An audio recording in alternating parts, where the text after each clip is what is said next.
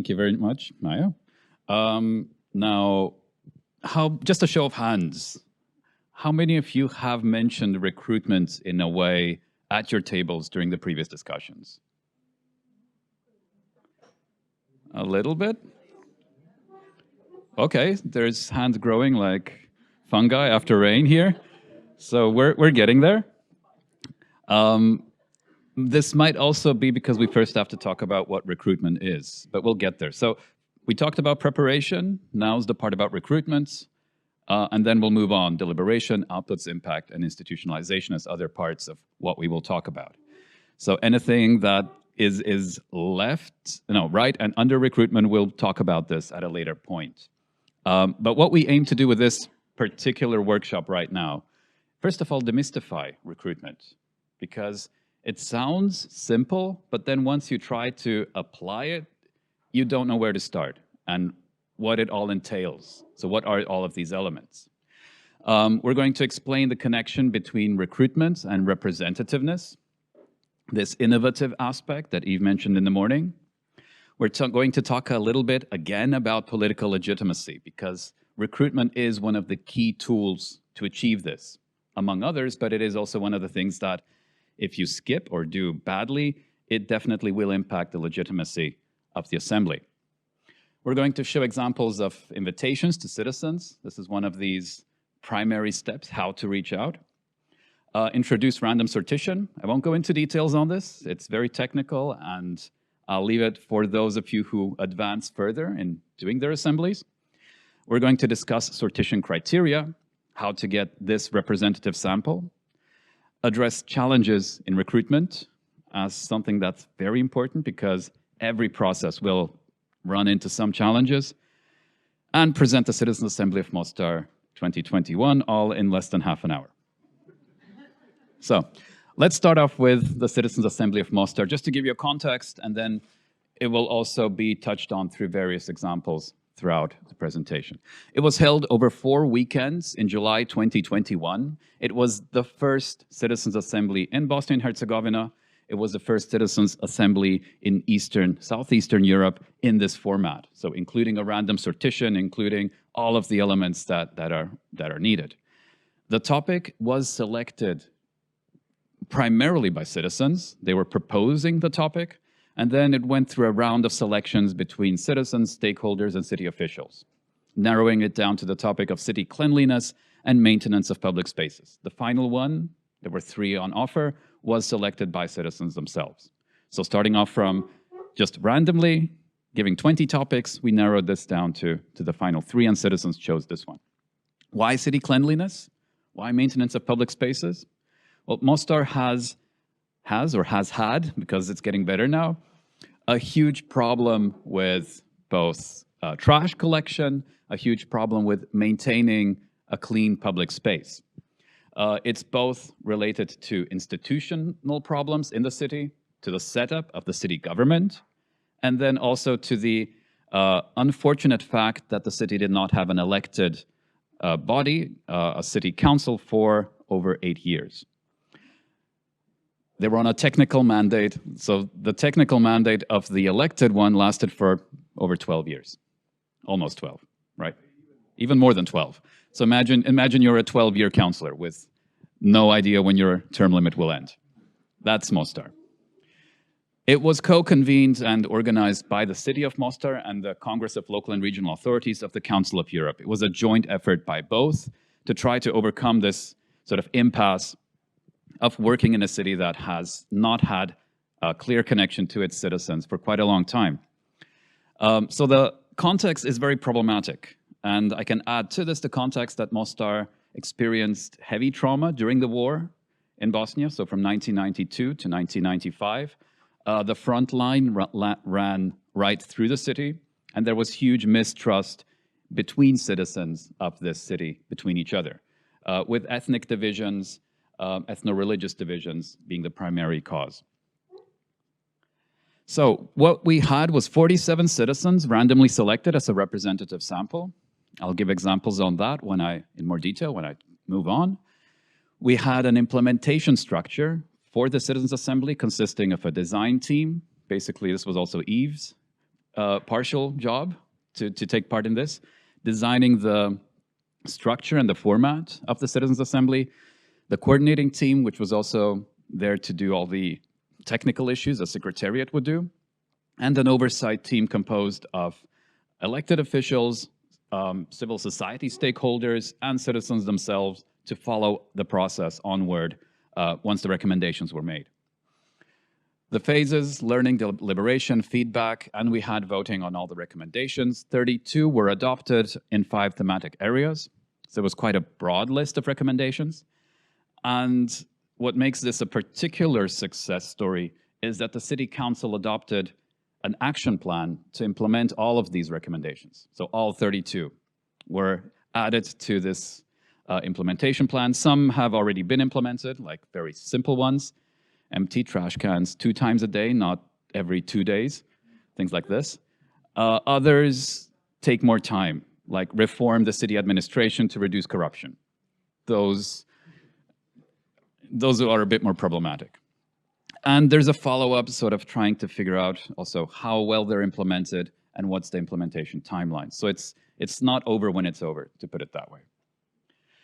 Now, I'll play a short video of it, just to give a sense of how this looked like and who was involved in all of this.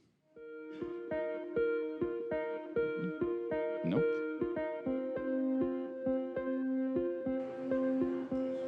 Skupština građana Mostara održana u 7. mjesecu 2021. godine je organizirana u sklopu prvog deliberativnog procesa organiziranog u Bosni i Hercegovini i jugoistočnoj Europi.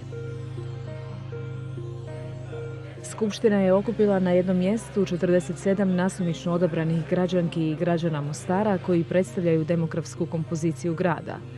Učesnici su se sastali tokom 4 uzastopna vikenda kako bi učili, raspravljali i kreirali preporuke ka lokalnim vlastima Mostara, a po pitanju poboljšanja čistoće javnih prostora i kako bi Mostar postao prijatniji za sve građane. Tema Skupštine je odabrana nakon konsultacija s građanima, radionice sa organizacijama civilnog društva, akademskom zajednicom i predstavnicima gradskog vijeća i administracije koji su zajednički prepoznali ovu tematiku kao najvažniju za grad Mostar. Pravila i procedure Skupštine zasnovane na specifično izrađenoj metodologiji za grad Mostar su definirane u pravilniku koji je kreirao dizajn tim. Logistički aspekti Skupštine su organizirani od strane koordinacionog tima, dok je cjelokupan proces poštivanja pravilnika i rada Skupštine nadgledan od strane nadzornog tima. Ova 3 tima činila su upravljačku strukturu Skupštine. Članovi Skupštine imali su priliku da uče po pitanju teme od 15 međunarodnih i lokalnih eksperata i partnera koji su podijelili iskustvo i znanje uživo i online, dijeleći različite perspektive i prijedloge po pitanju teme. Također su saslušali o primjerima dobrih praksi drugih gradova u zemlji i regionu i dobili informacije od predstavnika gradske administracije. Nakon faze učenja, učesnici Skupštine su raspravljali u grupama uz stručnu podršku moderatora, te su izradili preporuke u sklopu 5 tematskih cjelina. Predstavnici svih političkih stranaka u gradskom vijeću su imali priliku da daju svoje mišljenje po pitanju radne verzije preporuka. Gradonačelnik Mostara se također obratio Skupštini građana. U finalnoj fazi Skupštine građanke i građani su glasali i usvojili 32 preporuke koje su upućene ka gradskim vlastima. Kao odgovor na preporuke, Gradsko vijeće grada Mostara je na svojoj sjednici u 11. mjesecu usvojilo akcioni plan za sprovođenje preporuka. Skupština građana je istakla grad Mostar kao predvodnika deliberativne demokracije i kao pozitivan primjer koji je vrijedan pažnje. Dodatne informacije o procesu su dostupne na web stranici www.mostargradimo.ba. Proces je organiziran u sklopu projekta Razvoj demokratskog učešća u gradu Mostaru koji implementira Kongres lokalnih i regionalnih vlasti Vijeća Europe i koji je rezultat rada Kongresove grupe za refleksiju o Mostaru kao dio akcionog plana Vijeća Europe za Bosnu i Hercegovinu za period od 2018. do 2021. godine. Kao dio akcionog plana Vijeća Europe za Bosnu i Hercegovinu za period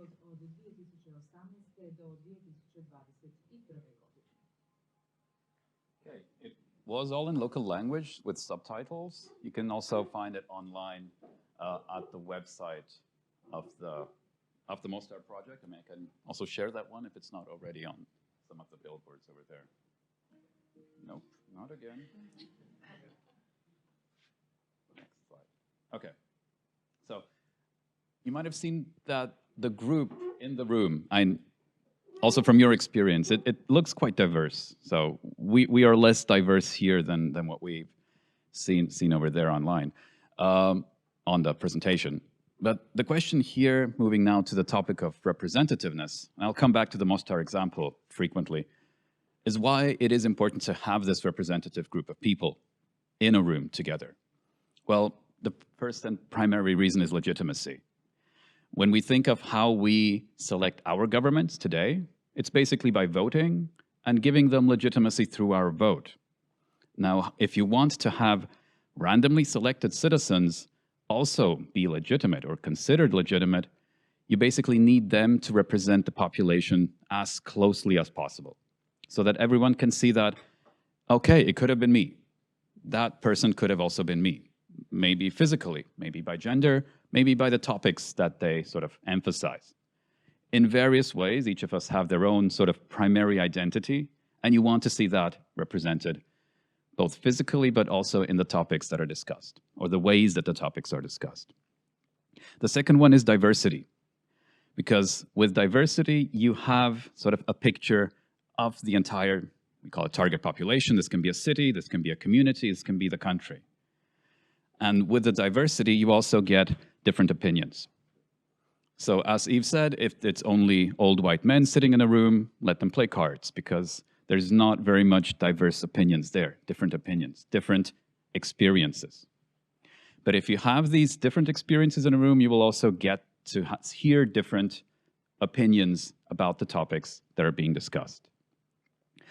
Now, in Mostar, we tried to bring it together as, I don't know who came up with the city in a room example. One of us did, collectively, maybe. In one of the meetings, we tried to build a city in a room. You can call it a country in a room, community in a room, doesn't really matter, depends on what you're working with. The city in a room looked like this. So you have old people, young people, everyone in this group.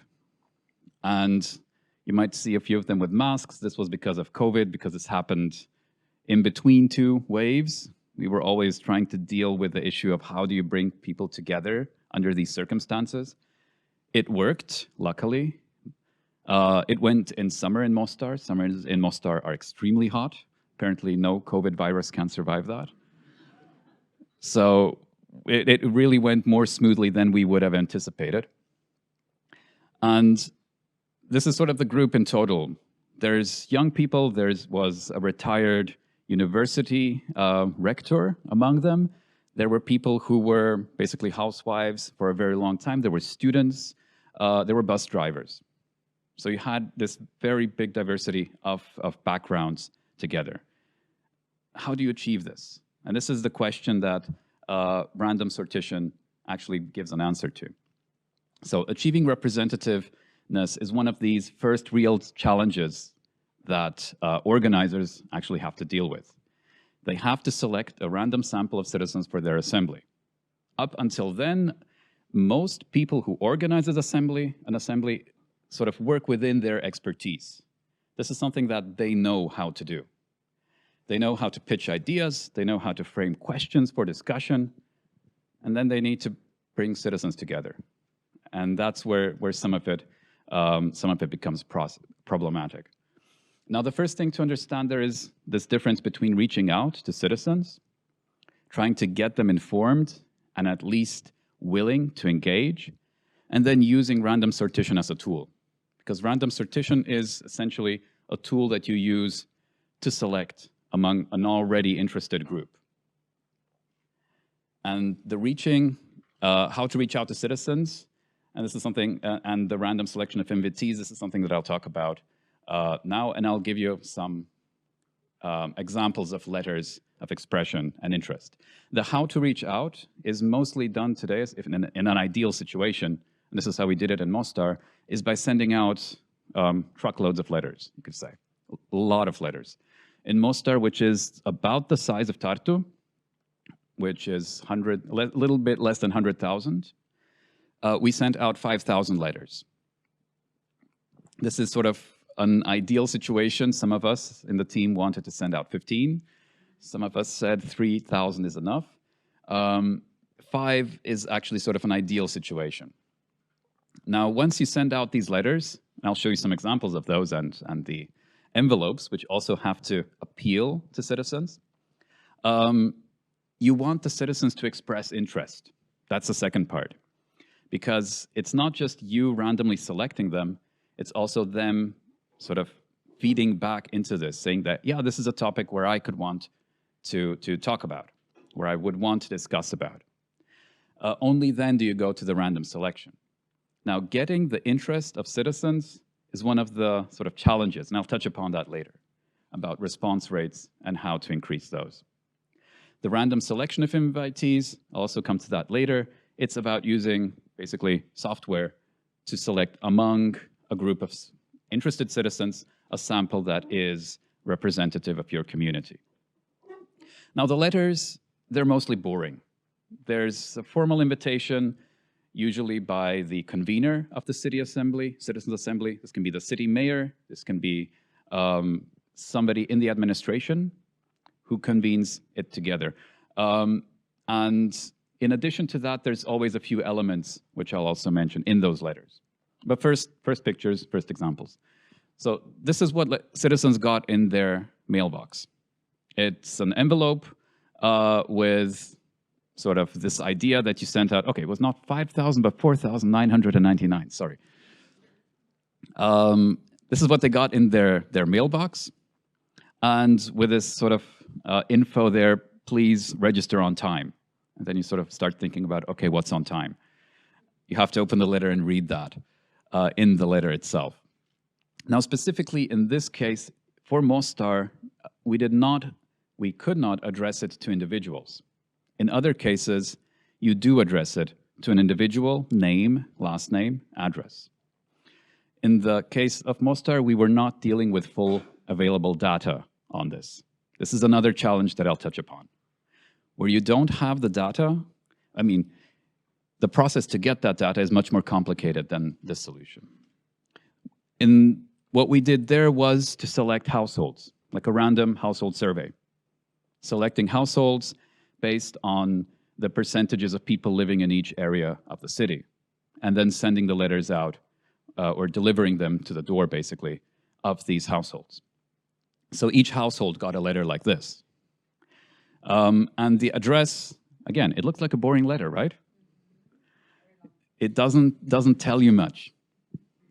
And it's signed, it gives this officiality in a way, and it tries to present some information about what the assembly is. There was also a sort of info booklet inside, and there was a registration form. This is for another assembly that I did on the level of the country of Bosnia and Herzegovina.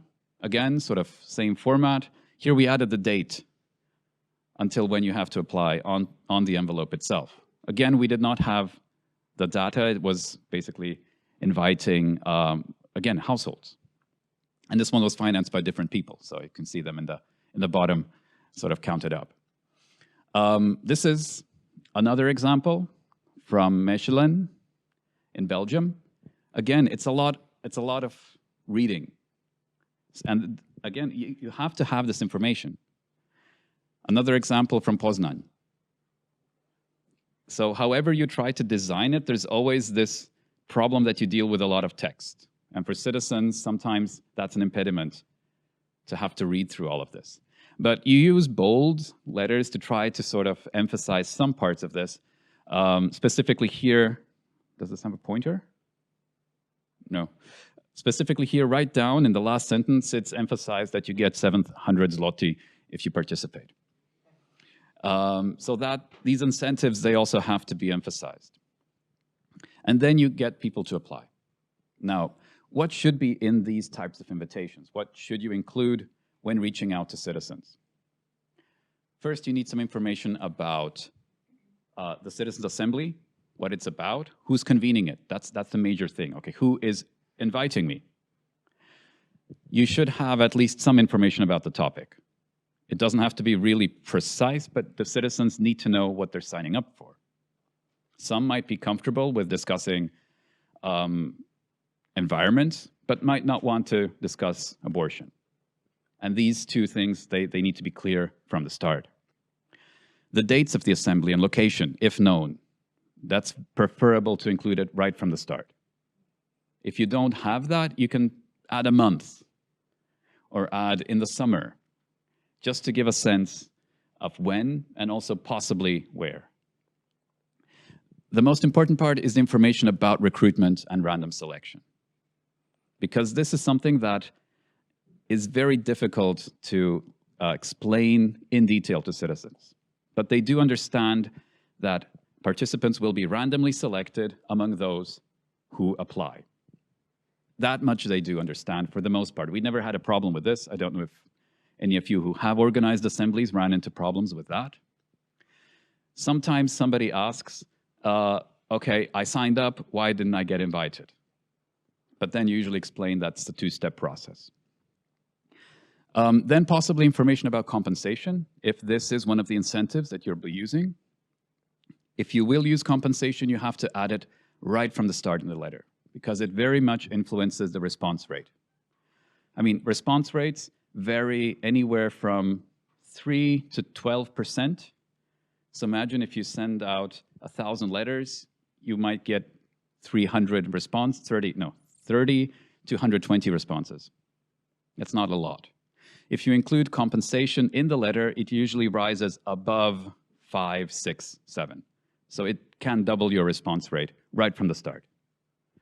It's not just about keeping people engaged and keeping them involved, but also getting them interested, to have that from the beginning. And then there's the crucial part of information, how to express interest and get involved.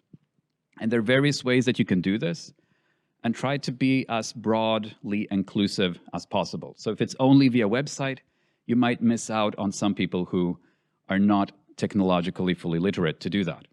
If it's just via sending it in by post, like back, you might miss out on young people who have never went to a post office or don't know where to hand in this piece of paper. You have to have different options there. Phone might be easier for someone who has visual impairment. Website might be more easy for someone who likes this sort of not having to be public about expressing this interest. So including various options to express interest is always a good way to do it, and any other relevant information. So for the Mostar Citizens Assembly, we gave some information about the topic, very little because we were still in the process of selecting it. We sort of knew the dates. I think we said summer, something like that in the invitation. There was information about recruitment and random sortition, very basic. Definitely information about compensating them to be part of the assembly. We had the possibility to express interest both via phone, via website, and via handing an envelope in at the city hall. So all three options were possible. And again, a lot of other relevant information, as you could have seen from the size or length of that letter. Now, that's the first step, having this group of citizens express their interest. Now, how do you then organize the random sortition after that? And this is where you have to ask these questions. Who is doing that? What are they doing, and when are they doing it? For the most part, the expertise in doing a random sortition, you cannot find it in any administration, any city administration. Those that have had more experience with organizing citizens' assemblies might have a dedicated secretariat who can do that. But any citizens' assembly starting out from a very with very little experience usually finds an external organization to do the random sortition for them. In our case, we went together with Mostar. It was the G1000 that did that, basically. Eve did the random sortition. The Other who was about collecting and creating this database of responses. I have to mention that as well. And here again, city administrations don't always have that expertise to collect and create a database and to clean the database. In the Mostar case, we used a public survey agencies, so public opinion survey agencies, who have that experience, also basically in delivering letters on a random, as a random household survey. So you might need external help on this when it comes to who. The what part, this should be clearly defined. So who is responsible for what? By delivering the letters, Eve didn't have to travel to Mostar to go door to door to deliver them, and got a more or less clean database. While the agency people, they did not have to worry about learning how to do random sortition or buying software or educating themselves in that. The when part is the last thing, and that's very, very important to have a schedule when what is planned, because the part about selecting the group of people can drag out for a very long time. In the case of Mostar, the longest part was actually creating this package for citizens, meaning the information letters, the sort of forms that they need to fill out, because we had the city and the Council of Europe involved, and both had to sign off. Both had to sort of give their okay to this. The more people you have, the more difficult it gets. So we set up a timeline, and we basically pushed them to say, look, you have to do this because the timeline will otherwise be compromised. The fastest part is the sortition itself. This is what I'm going to talk about. Oh, first this one, the relevant information from interested citizens, because you need this for the sortition criteria. And to get the sortition criteria, basically you need to create, you need to have knowledge on what constitutes a best sample in the country. Just looking at my time, good. I have to go a little bit faster. Age, gender, socioeconomic status, residency, meaning part of the city, country where you live, education, language, this is then identity categories, language, be it ethnicity, be it religion, and any other criteria. So all of us come from different countries. Not all of these criteria apply everywhere. The age, gender, and socioeconomic status, they usually apply in every case. And then you can pick and choose. If it's a very small assembly in a community, you can sort of forget the residency part. If it is Mostar, which is an expansive city with both rural and urban areas, you also need that. And also the residency area affects sort of what you can expect from the city in terms of its commitment. Education is important, in some cases more than others. In the Mostar case, ethnicity was a key category that we needed to use to create a more diverse group of people that included both Croats and Bosniaks and Serbs and others who live in that city. Other criteria might be important in different cases. Now, how do you get to those criteria? You have to basically collect demographic data. And there's various sources which you can use. You can use it from statistics agencies, employment agencies, census data, anything that is as complete, as detailed, and as recent as possible, basically. The next step is to select thresholds for this. The easiest threshold is on gender. It's 50-50. If you want to include other gender as well, then it becomes more difficult. How do you select for that? For people, be it non-binary, non-defining, or something else. This is where it then becomes a bit more tricky to do this. Age is usually something that is available. Then you go into education. And this is where then it gets a bit more specific. How specific do you want to go? Do you want to include PhDs separate from university education? And so on and so forth. In some cases, you do not have this data. This is, again, a challenge that I'll come to.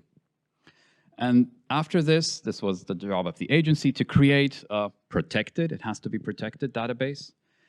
In the Mostar case, we hid the personal data of the individuals. Eve did not know the names of the people he selected. They were codes for him, numbers. This is something that's hugely important in the selection process itself. It creates sort of, first you can be transparent about it. So what we did, we basically live streamed this selection of the participants. And you can do that if you don't have the personal data online. In this case, in Mostar case, and also in the others I've been involved with, we always created 2 lists at least, 2 full lists of participants that are representative, and then we used a physical object to select among them. So in the first case, in the Mostar case, we used 2 numbers, which we drew out of a box. You can use colored balls or anything, basically. Throw a dart, something that's more or less physical and random. We don't like to use dice, by the way, because it introduces the idea of gambling into sortition, which, yeah, might paint a wrong picture. So this is what you end up with. Basically, a pretty random group of people who might have not met each other. They might have met each other. 2 were neighbors, by the way. In the other assembly we had 2 people well, basically living next door to each other, but from the same household, more or less. That might be the case. You might end up with that if not enough of one people criteria or one group apply. But the idea is that at least most or almost all of them do not know each other in advance. Challenges. This is the last thing. Low response rates among citizens. This is the key challenge, and it's a key challenge to the legitimacy of the assembly, of the representation. One thing that Yves said is do anything to raise the legitimacy of the assembly. By raising the response rate among citizens, you also increase the legitimacy of the assembly, which basically means do anything to increase the response rate to your call for participation. There are barriers to signing up for citizens' assemblies as well. These can be cultural. So for example, we sent it out to households. And we were always considering that if you send only 1 invitation per household, you will end up with a majority of men. Because in a traditional culture, as in Bosnia, in a lot of households, the women will not sign up. But if you send 2 invitations per household, you might get 2 people signing up from that place. In the selection, then, you sort of do not allow for 2 people from the same household to end up in the sample. But lowering the barriers to signing up for assemblies in any way possible, and these barriers are very much local and cultural, is key. You can miss out on mobilizing certain demographics. Minorities, Roma, for example, we had a huge problem in even mobilizing any Roma in the Mostar case. They're about 1% of the population, but we got 0 responses anyway. So that's one of these issues. In other cases, these might be different demographics. And you always have to think about which demographics, because if you miss out on one key demographic, you also lower the representativeness of the group of citizens. This is a key one, this is bias and self-selection of active citizens. As I said, response rates anywhere normally between 5 and 10%. Those citizens who do respond are mostly educated. Most of them actually work, and most of them are already active citizens in their community. It's much more difficult to get those who are not active, who don't usually go out and protest or even sign petitions or do anything. And among these you have, in the Bosnian case, it was lesser educated, so people with primary school. It was women, especially women with children. And it was young men, so people under the age of 30 who are male. Those demographics, we had a problem in selecting for those. Then you have incomplete, outdated, or faulty data. In some cases, you do not have data that is representative. In other cases, this data is 20 years old. You have to work with what you got. That's the first thing. But then you also, while thinking about it, might have to compensate for this and create these reserved seats if it's an issue that affects a minority who are not included in the data itself, or to try to pick and choose more recent data, even if it's maybe not fully official. But then you always run into problems of representativeness. So it's a sort of game where you try to find out what is the best data that I can work with. So you might go to other statistics agencies as well. Number 6, a limited budget for recruitment. Recruitment is an expensive process. Sending out 5,000 letters is an expensive process. And you have to always think about this when planning. If you don't have the budget available, you have to make do with what you've got. So you might hire people to go around the city, follow a set of instructions that you copy-pasted from a random household survey, and to deliver letters. That might be cheaper. Try not to skip the randomness of invitation. If it's really necessary, maybe, but if you allow people to, if you make an open call and allow people to self-express their interest, already there you have sort of a biased sample. That creates much more difficulty. Try not to do that. The invitation part really also needs to be random. How to keep citizens, I mean, you can do that, by the way, but then it's not a citizens' assembly. You can call it a citizens' forum or something like that. It's something entirely different. It's a different concept. And finally, how to keep citizens on board until it starts. Basically, once they're selected to participate, it will take maybe 1, maybe 3, maybe 6 months until the citizens' assembly starts, depending on how fast you're moving. They have expressed their interest, and now all of a sudden, 3 months later, they have to show up. Sometimes they won't. You will have dropouts. And to keep this dropout rate as low as possible, you really need to be in touch with them continuously. For the other citizen assembly I did in Bosnia, we had a person who was on the phone almost every day with at least 2 citizens.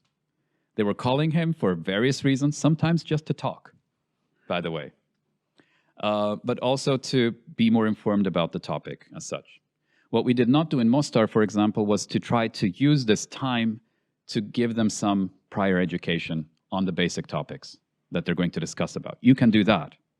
You can sort of send them online lectures or online presentations by experts in that meantime. Use that space to keep them involved. If you do that, you get much more people in the room from that group that you selected than previously. Okay, moving on. Thank you, Damir. And really, applause.